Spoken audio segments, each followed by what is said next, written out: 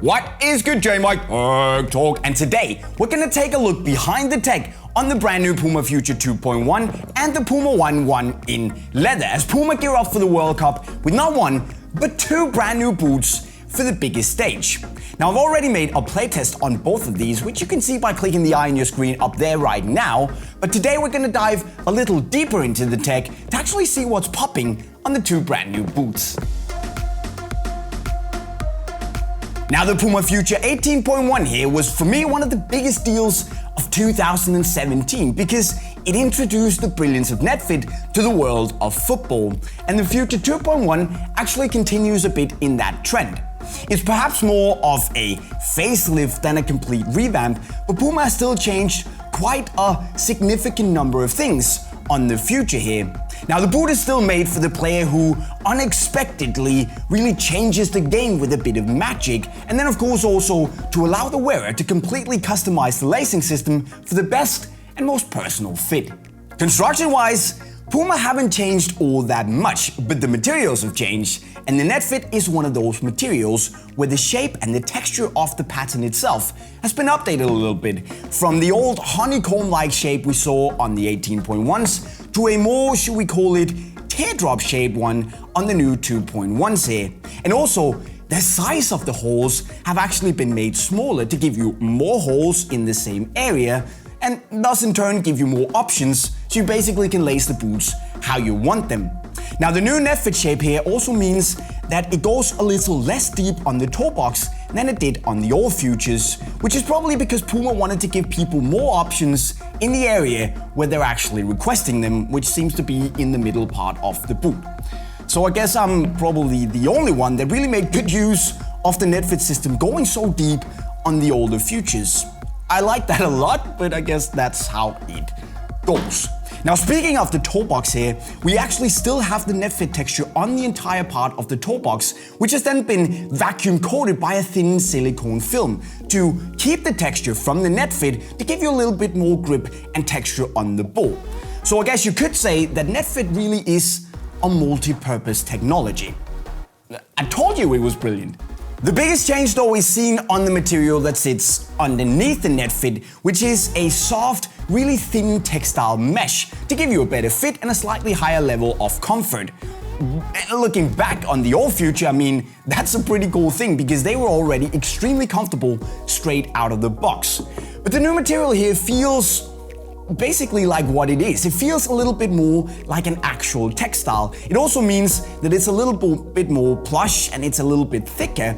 And that in turn also means that it's not as crisp and close on the ball as we saw on the older Futures. It has a bit more of a padded, elegant sensation to it compared to the older ones, but it's very, very comfortable. Now, the evoKNIT color here has also been updated. It's more or less the same, but it's been made slightly thicker, so it's a little bit more plush and padded compared to the old version.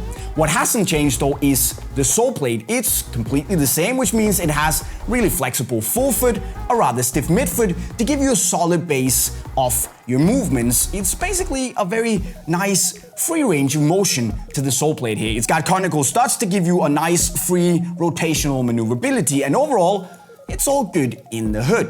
And if you think the Future 2.1 sounds like something for you, you can actually go and buy it right flipping now by clicking the eye in the corner of your screen. Now the Puma One leather here is perhaps the biggest update of the two, because while the Futures might be probably a little bit more popular, this also deserves a whole lot of attention. Now Puma have used the same recipe, the same way of constructing the boot as they have done with all the ones, with the kangaroo leather forefoot, a synthetic midfoot and an evoKNIT color.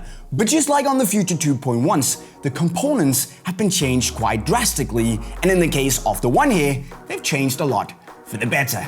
Let's start off by looking at the toe box here, because as you can probably see, Puma have used a larger kangaroo leather piece than they did on the last generation, and also it is a little bit thicker.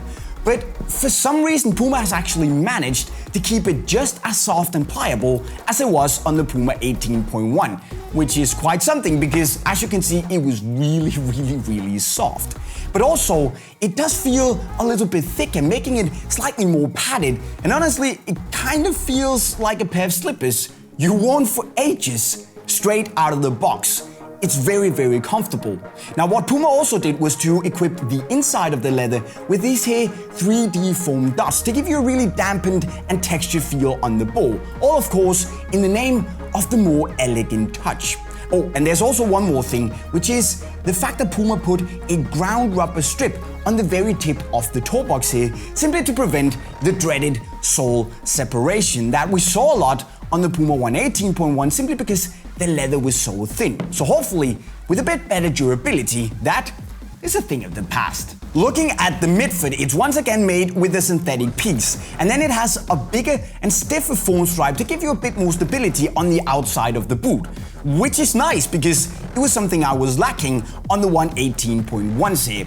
Now of course, we should also talk about the evoKNIT sock that has been significantly updated, so now it's a little bit stretchier, and also it's been made with a rounded shape to give it a slightly more adaptive fit, where it's never really in the way. And just trying it on, I appreciate it a lot more than I did with the previous sock. And finally, of course, it's gotten pull strings, making getting it on a whole lot easier than it was with the previous generations. Actually now, it's a piece of cake. Now Puma also really excited themselves about their so-called FUSEFIT technology, which borrows a few ideas from the future.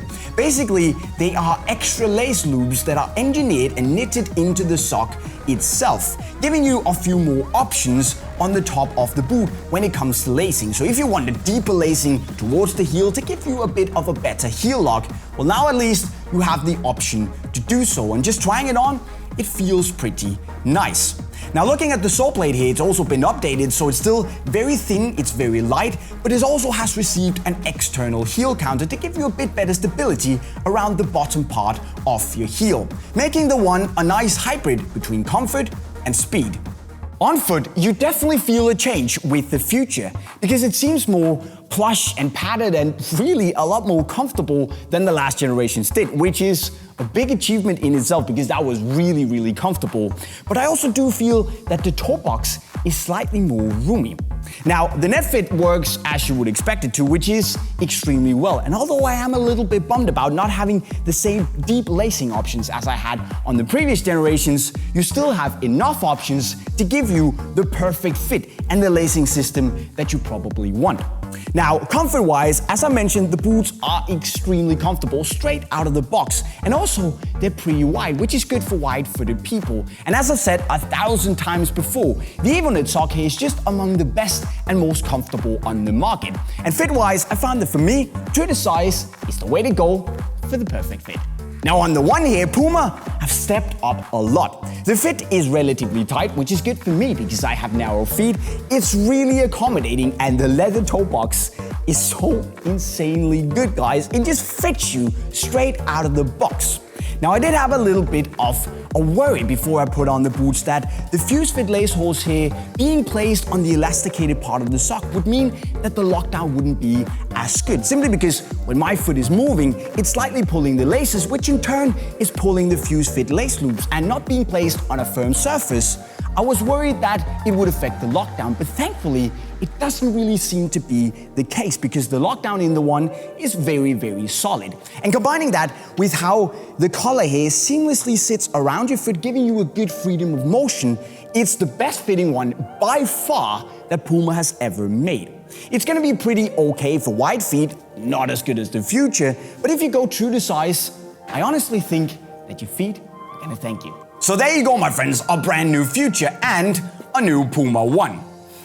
And I still can't get over the One naming, but I guess that is how it is. Now I'm in a bit of a pickle choosing between these two boots because I've been all about the Future ever since the 18.1s came out, but I think I have to slightly adjust to the more roomy fit in the 2.1s. It's a very good boot, but I think I'm Team One for this one because it's a brilliant little boot, pun intended by the way. But which is the right one for you of the two new Puma boots? You should let me know in the comment section right down below. Now don't forget that if you fancy one of these new Puma boots, you can go pick it up already from your friendly neighborhood boot pusher Unisport store right over here by the link. Also, make sure you subscribe to our channel with the notifications on to be one of the first to see when we drop all of our awesome football videos. And finally, if you want to check out the playtest of the new Puma boots, click the video right down here, go watch more Unisport stuff. And with that said, guys, I'm signing off. Cheerio.